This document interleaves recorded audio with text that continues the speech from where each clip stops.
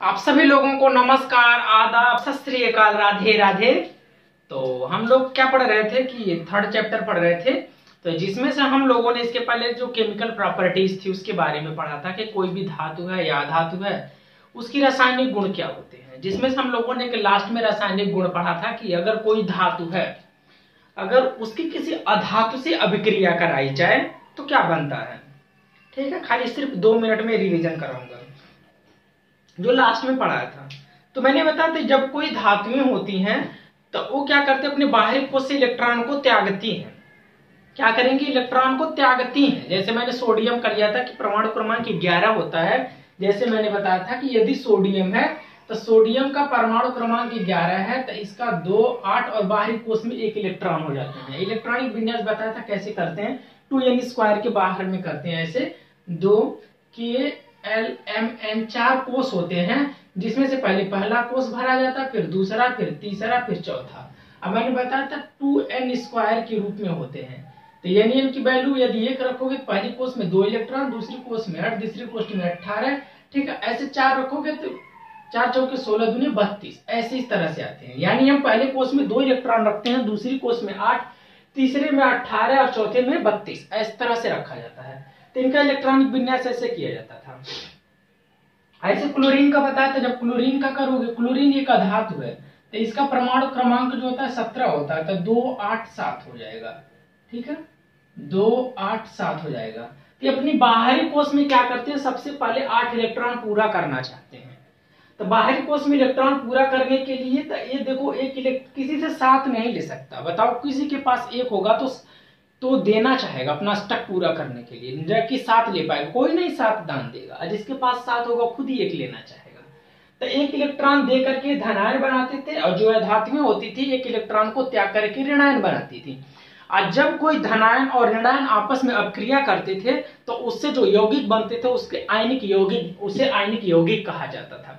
जो आयनिक यौगिक बने थे उनके मैंने कुछ गुणधर्म के बारे में बताया था कि जो आयनिक यौगिक होते हैं वो अपने ठोस अवस्था में क्या होते हैं, विद्युत के कुचालक होते हैं। जबकि उनके अगर वो पिघलित अवस्था में, यदि द्रव अवस्था में उनको पिघलाया गया है या जल में घोला गया है तो वो तभी विद्युत के चालक होते हैं। वैसे ठोस अवस्था में कुचालक रहेंगे, उसमें चालन नहीं होगा, बट द्रव अवस्था में जरूर होगा। ठीक है, ये चीजें बताया था कि ठोस होते हैं और भंगुर होते हैं, यानी उनको तोड़ने पे बिखर जाते हैं। तो ये चीज हमने पढ़ा था इसके पहले, केमिकल प्रॉपर्टीज हमने कंप्लीट कर लिया था। तो आज का जो हमारा टॉपिक है वो है धातु की या धातुओं की प्राप्ति। हम किस तरह से धातुएं प्राप्त करते हैं, आज बच्चा लोग देखते हैं। धातुओं की प्राप्ति, धातुओं की प्राप्ति या इससे धात्विकी कहते हैं। अब कहोगे आज आप लोगों को पता चल जाएगा कि गुरुजी धातुएं कैसे मिलती हैं, हम किस तरह से धातुओं को प्राप्त करते हैं, आज ये चीज देखेंगे। ठीक है, तो देखते हैं। देखो, धातुएं ऐसे नहीं होती है कि जाओगे गुरुजी बता दिए कि गुरुजी धातुएं ऐसे मिलती है तो हम घर पे गए, गुरुजी सोना हम तो खूब धातुएं प्राप्त कर लिए। नहीं बच्चा, ऐसे नहीं होती है। अब ध्यान से सुनना, मेरी बात को सुनना। जो भी धातुएं होती हैं या अधातुएं होती हैं जमीन के नीचे पाई जाती हैं, सब जमीन के अंदर पाई जाती है। सब कहते नहीं कि मिट्टी से ही उत्पन्न हुए, मिट्टी में ही मिल जाओगी, तो सारी चीजें मिट्टी से ही उत्पन्न होती हैं, जो भी चीजें हैं। तो ऐसे धातुएं भी होती हैं। क्या होती है, कुछ ऐसे धातुएं होती हैं जो सारी धातुएं जो खनिज जो हमारी पृथ्वी के अंदर पाई जाती हैं। जिन धातुओं में जैसे मान लो जमीन के अंदर है बहुत सारी चीजें हैं, बहुत सारे ऐसे धातुएं पड़ी हैं। तो जिनमें धातुएं होती हैं उनको खनिज कहा जाता है। क्या कहा जाता है, खनिज कहा जाता है। ठीक है, यानी पृथ्वी के अंदर प्राकृतिक रूप से उपस्थित तत्व यौगिक, वे तत्व और यौगिक जो प्राकृतिक रूप से उपस्थित होते हैं उन्हें खनिज कहता है। 3 वर्ड लिखूंगा, देखना उसका मतलब मैं समझाऊंगा। पहले होते हैं खनिज, पहला वर्ड लिखूंगा खनिज, दूसरा वर्ड लिखूंगा यौगिक बच्चा, दूसरा यौगिक लिखूंगा, ऐसे हम लोग भी लिखना। तीसरी लिखूंगा गैंग। ये 3 वर्ड ऐसे हैं, ठीक है, जो धातुएं प्राप्त करती हैं, जहां से धातुएं मिलती हैं। ये 3 वर्ड मैंने लिख दिया। गुरुजी खनिज क्या होते हैं, यौगिक क्या होते हैं, गैंग क्या होते हैं, पहले 3 का मतलब बता दो वर्ड का।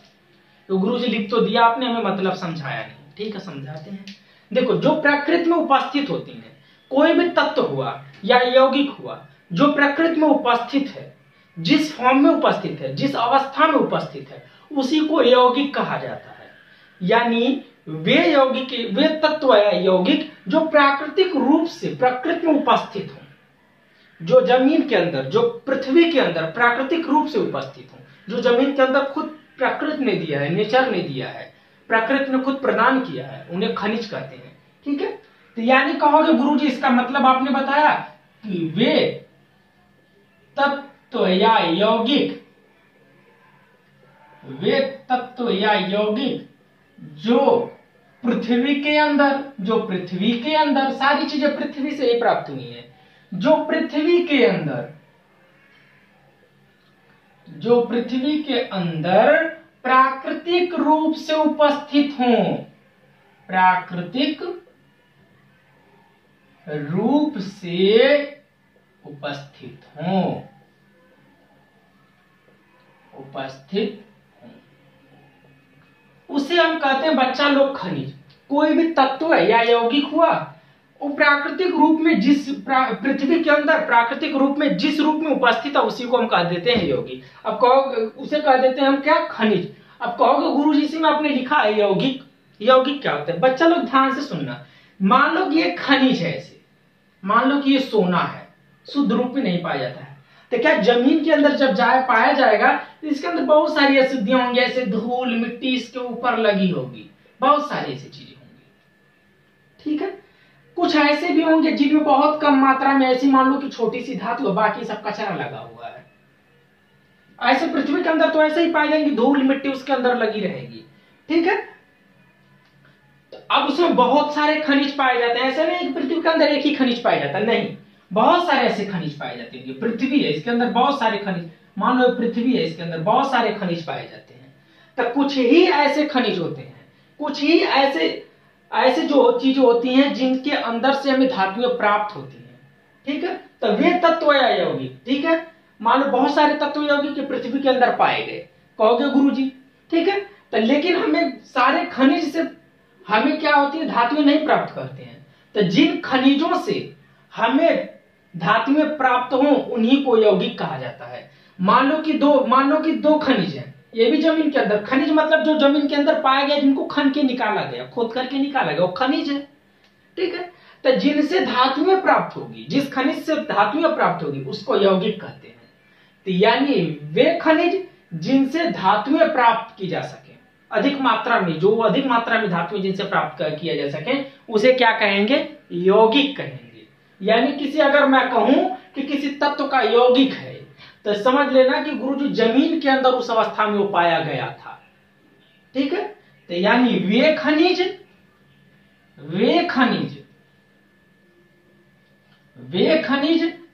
जिनसे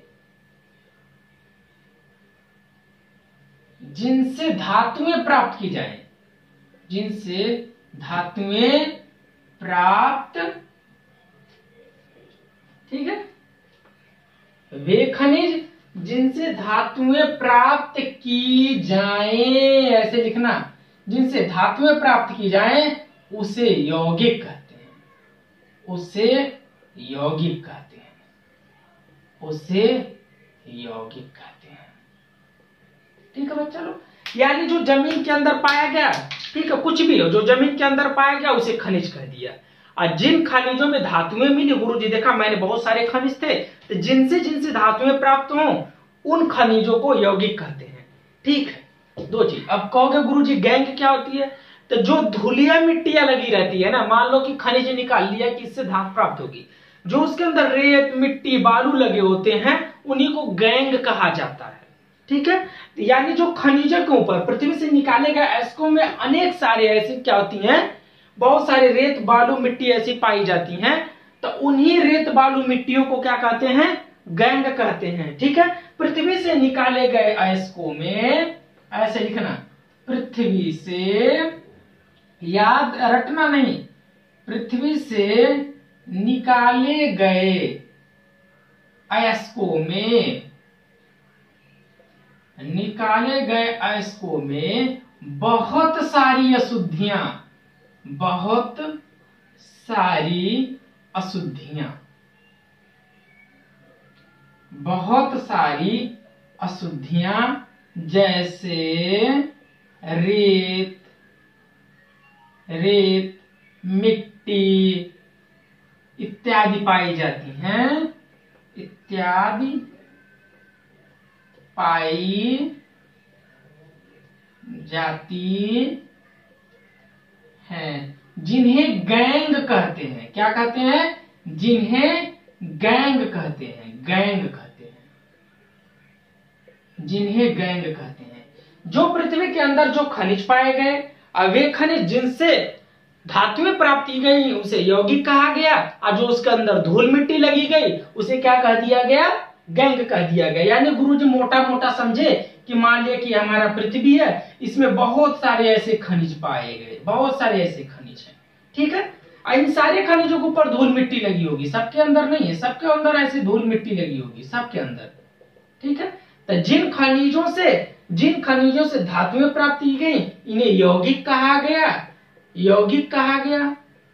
और जो यौगिकों में धूल मिट्टियां थी इन्हीं को गैंग कहा गया। इतनी बात तो सबको समझ में आ गई होगी कि गुरुजी हमें यौगिक खनिज किसे कहते हैं, ठीक है, खनिज किसे कहते हैं, यौगिक किसे कहते हैं, गैंग किसे कहते हैं, ठीक है।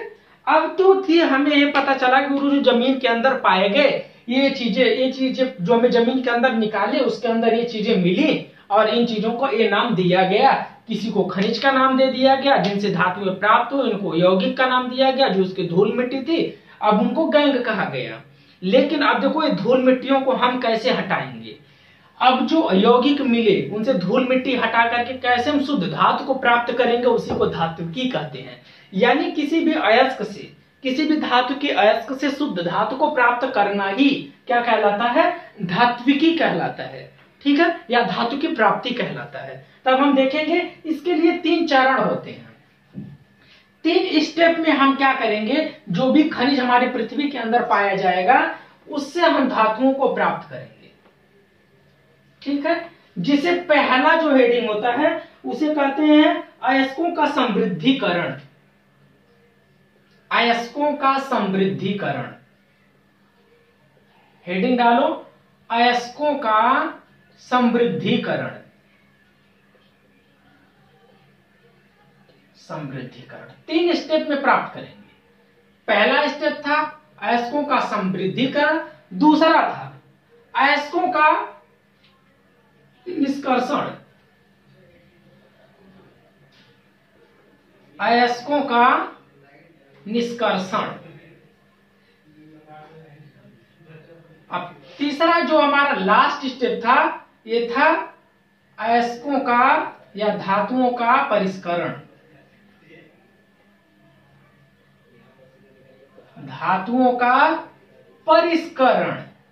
ये 3 स्टेप ऐसे हैं, अगर जान लिए आप लोग तो क्या करोगे, धातुएं प्राप्त करना जान जाओगे कि गुरुजी कैसे, हमारे जो साइंटिस्ट हैं बहुत सारे ऐसे हैं, कैसे धातुओं को निकालते हैं, जब जमीन के अंदर खोलते हैं, खोज करके जब निकालते हैं उससे कैसे शुद्ध धातु प्राप्त करते हैं, ये चीज सीख जाओगे।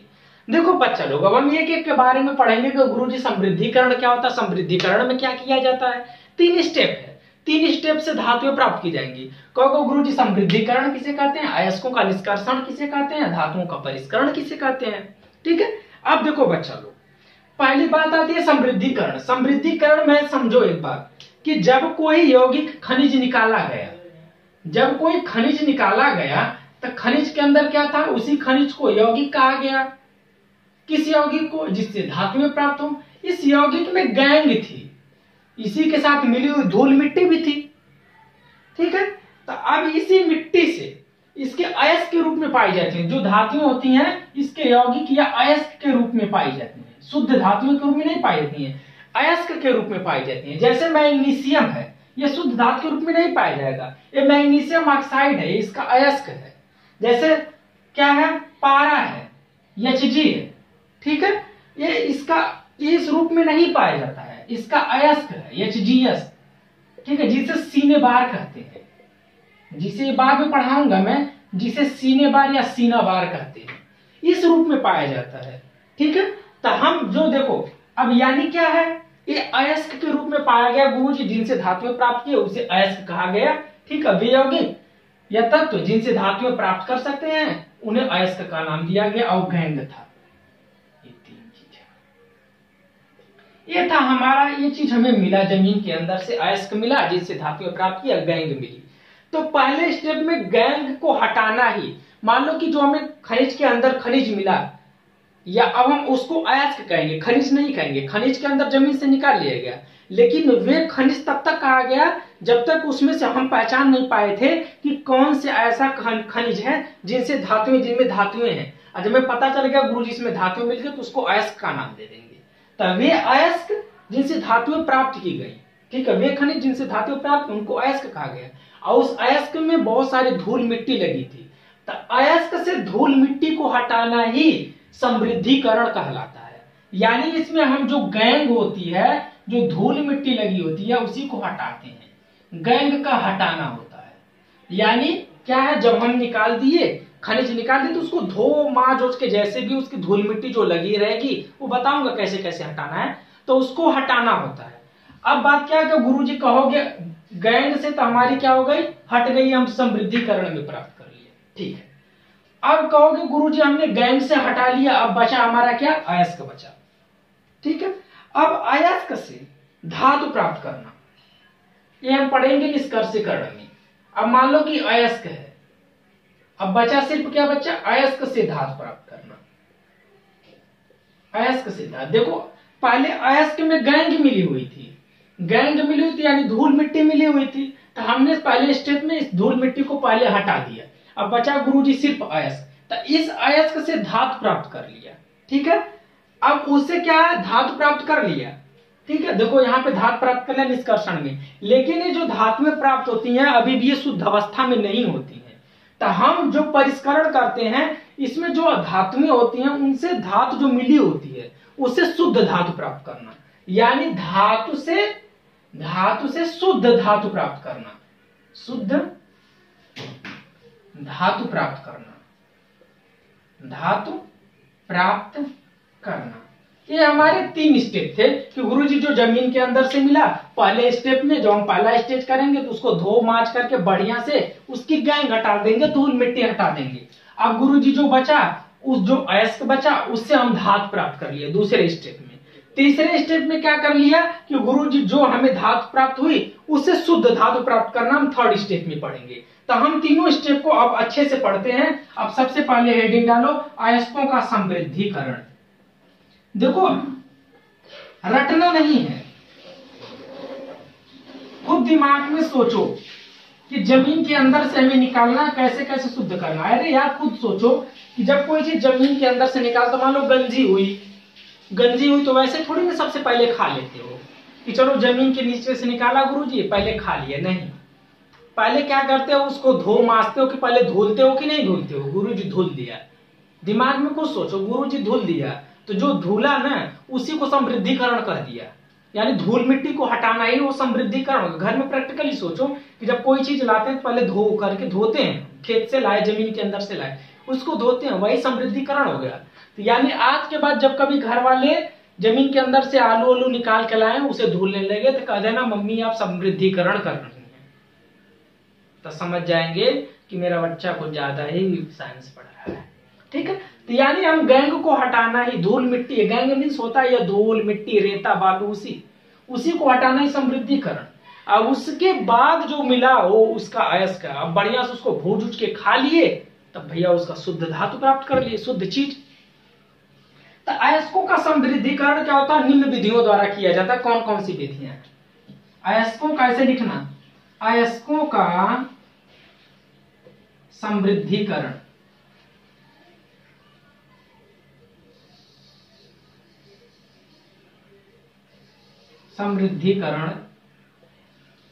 निम्न विधियों द्वारा किया जाता है।